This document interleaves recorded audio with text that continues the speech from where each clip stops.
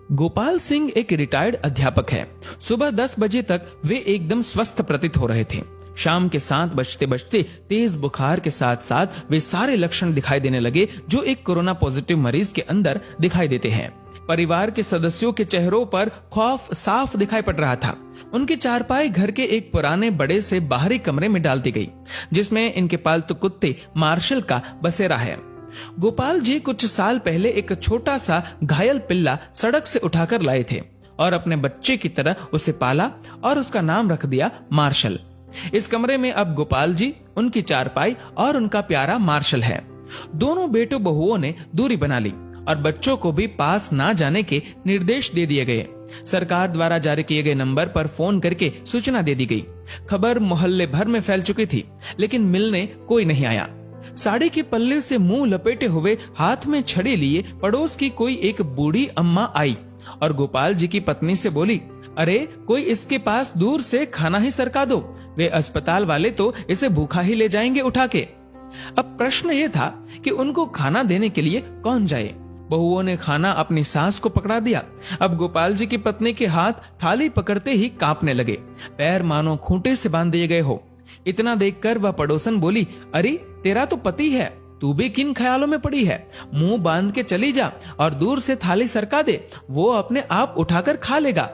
सारा वार्तालाप गोपाल जी चुपचाप सुन रहे थे। उनकी आंखें नम थी और कांपते होठों से उन्होंने कहा कि कोई मेरे पास ना आए तो बेहतर है, मुझे भूख भी नहीं है। इसी बीच एम्बुलेंस आ जाती है और गोपाल जी को एम्बुलेंस में बैठने के लिए बोला जाता है। गोपाल जी घर के दरवाजे पर आकर एक बार पलटकर अपने घर की तरफ देखते हैं। पोती पोते पहली मंजिल की खिड़की से मास्क लगाए दादा को निहारते हुए और उन बच्चों के पीछे सर पर पल्लू ओढ़े उनकी दोनों बहुएं दिखाई पड़ती है। घर के दरवाजे से हटकर बरामदे पर दोनों बेटे काफी दूर अपनी माँ के साथ खड़े थे। विचारों का तूफान गोपाल जी के अंदर उमड़ रहा था। उनकी पोती ने उनकी तरफ हाथ हिलाते हुए टाटा एवं बाय बाय कहा। एक क्षण को उन्हें लगा कि जैसे जिंदगी ने अलविदा कह दिया हो। गोपाल जी की आंखें लबलबा उठी। उन्होंने झुककर अपने घर की दहलीज को चूमा और एम्बुलेंस में जाकर बैठ गए। उनकी पत्नी ने तुरंत पानी से भरी बाल्टी घर की उस दहलीज पर डाल दी जिसको गोपाल जी चूमकर एम्बुलेंस में बैठे थे। इसे तिरस्कार कहो या मजबूरी, लेकिन ये दृश्य देखकर कुत्ता भी रो पड़ा और उसी एम्बुलेंस के पीछे पीछे हो लिया जो गोपाल जी को अस्पताल लेकर जा रही थी। गोपाल जी अस्पताल में 14 दिनों के ऑब्जर्वेशन पीरियड में रहे। दोबारा टेस्ट किया गया तो उनकी रिपोर्ट सामान्य थी। उन्हें पूर्णतः स्वस्थ घोषित करके छुट्टी दे दी गई। जब वह अस्पताल से बाहर निकले तो उनको अस्पताल के गेट पर उनका कुत्ता मार्शल बैठा दिखाई दिया। दोनों एक दूसरे से लिपट गए। एक की आंखों से गंगा तो एक की आंखों से यमुना बहे जा रही थी। जब तक गोपाल जी के बेटों की लंबी गाड़ी उन्हें लेने पहुंचती, तब तक वो अपने कुत्ते को लेकर किसी दूसरी दिशा की ओर निकल चुके थे। उसके बाद वो कभी दिखाई नहीं दिए। आज उनके फोटो के साथ उनकी गुमशुदगी की खबर छपी है। अखबार में लिखा है कि सूचना देने वाले को 40,000 का इनाम दिया जाएगा। 40,000। हाँ, पढ़कर ध्यान आया कि इतनी ही तो मासिक पेंशन आती थी उनकी, जिसको वो परिवार के ऊपर हंसते हंसते उड़ा दिया करते थे। एक बार आप गोपाल जी की जगह पर स्वयं को रखकर देखो।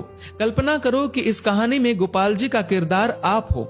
आपका सारा अहंकार और सब मोह माया खत्म हो जाएगी। हे कोरोना, तू पूरी दुनिया में मौत का तांडव कर रहा है, पर सचमुच में तूने जीवन का सार समझा दिया है। तेरे लिए अमीर गरीब, छोटा बड़ा, स्त्री पुरुष, राजा रंक कोई भेदभाव नहीं, सब एक समान है। इसीलिए मैं आपसे निवेदन करता हूँ कि कुछ पुण्य कर्म कर लिया कीजिए। जीवन में कुछ नहीं है, कोई अपना नहीं है। जब तक स्वार्थ है तभी तक आपके सब है। जीवन एक सफर है, मौत उसकी मंजिल है। मोक्ष का द्वार कर्म है, यही सत्य है। दोस्तों, इस वीडियो को लेकर आपकी क्या राय है, नीचे कमेंट करके जरूर बताएगा। और अगर आपको ये वीडियो अच्छा लगा तो इस वीडियो को लाइक करेगा, शेयर करेगा ज्यादा से ज्यादा लोगों तक। और ऐसे ही और भी इंस्पिरेशनल वीडियोस के लिए सब्सक्राइब करें हमारे यूट्यूब चैनल को और फेसबुक पर फॉलो करें हमारे पेज को। धन्यवाद।